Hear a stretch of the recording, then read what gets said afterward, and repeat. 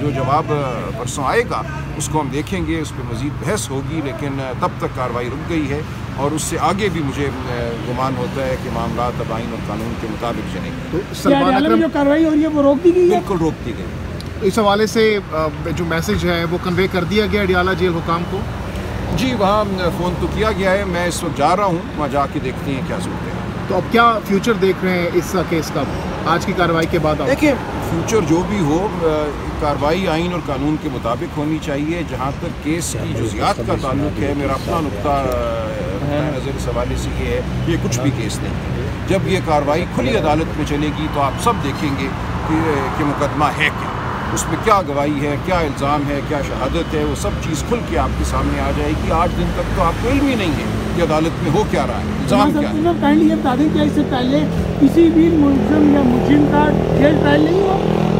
ہوئے ہیں لیکن ان کے بڑے لوازمات ہیں۔ دیکھیے ایسے نہیں ہو سکتا کہ حکومت ایک دن فیصلہ کرے کہ ہم نے جیل ٹرائل کرنا ہے۔ قانون میں ایک طریقہ کار دیا گیا ہے، اس طریقہ کار کو اب ہم نے آئین کی روشنی میں پرکھنا ہے۔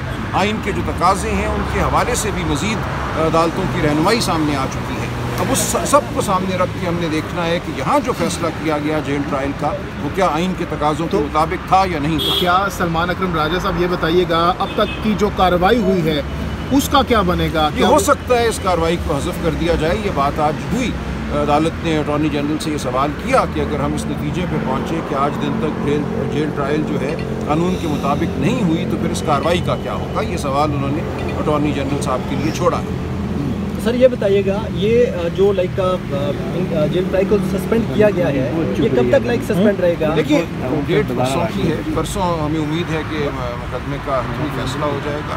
اس دن اگر حتمی فیصلہ یہ ہوتا ہے کہ جیل ٹرائل آج دن تک درست نہیں ہوئی تو پھر جو اس کا نتیجہ ہے وہ سامنے آ جائے گا۔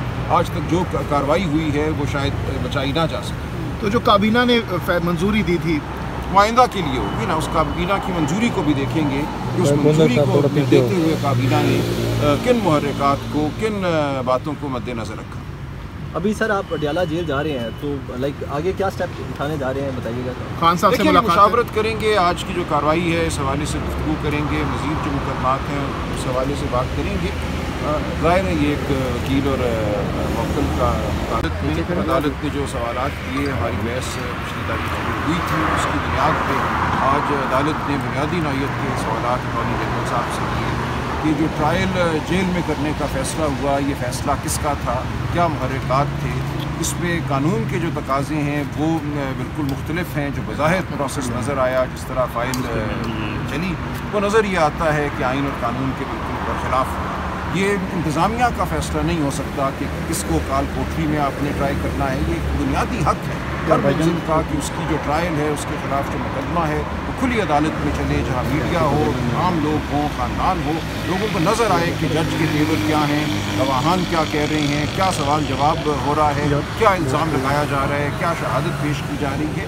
یہ ایک بنیادی آئینی تقاضا ہے اور اسی بات پہ اصرار کیا آج عدالت نے اور پوچھا کہ یہ سب کچھ جو ہے جب ایک بنیادی آئینی تقاضا ہے تو آپ اس کو ریگولیرٹی کہہ کے کیسے ٹال سکتے ہیں؟ آپ کیسے کہہ سکتے ہیں کہ آج دن تک جو کارروائی ہوئی ہے، جس میں چلان کا پیش کرنا شامل ہے، جس میں چارج فریم ہونا شامل ہے، یہ تمام چیزیں کیا بچ سکتی ہیں اگر عدالت اس نتیجے پہ پہنچے کہ جیل کے اندر جو کچھ کیا گیا، جس میں 2 لوگ 4 لوگ ایک چھوٹے سے کمرے میں موجود تھے اور ان کی موجودگی میں یہ تمام کارروائی ہوئی، اس کارروائی کو کیسے بچایا جا سکتا ہے؟ بتایا یہ گیا کہ کل غالباً کابینہ نے کوئی نیا فیصلہ کیا ہے، کوئی نئی سینکشن دی ہے۔ اگر یہ فیصلہ کل ہوا ہے تو پھر کل سے پہلے کی جو تمام کارروائی ہے اس کو کیسے بچایا جائے گا؟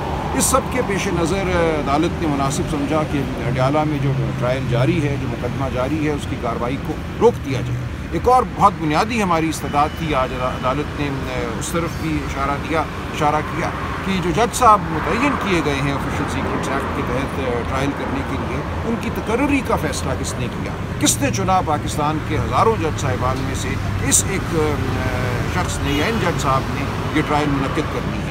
یہ سوال بھی آج عدالت نے اٹارنی جنرل کے سامنے رکھا۔ نیشنل جوڈیشل پالیسی میکنگ جو کمیٹی ہے اس کے فیصلے ہیں کہ اس نوعیت کے جو کمیٹے ہیں جہاں اسپیشل عدالتیں قائم کی جا जाती हैं। फैसला अदालत का होना चाहिए, हाई कोर्ट का होना चाहिए। ये फैसला इंतज़ामिया का नहीं हो सकता कि किसी जज को वो मखसूस एक मुकदमे के लिए मुकर्रर करें। ये बुनियादी आइनी नौइयत के सवालात हैं जिनका ताल्लुक़ हम सब के साथ है। कल को आप में कोई भी मुलज़िम हो सकता है किसी अदालत के साथ। आज जो गुफ्तगू हुई है अदालत में, मैं उससे बहुत मुतमईन हूँ। अदालत पे मुझे फ़ख्र है। इस बुनियादी नौइयत के जो मामलात हैं, जो तकाज़े हैं आइन के, उनको सामने रखा गया और हुकूमत से जो सवालात किए गए हैं वो इसी ज़मन में बुनियादी नौइयत के हैं।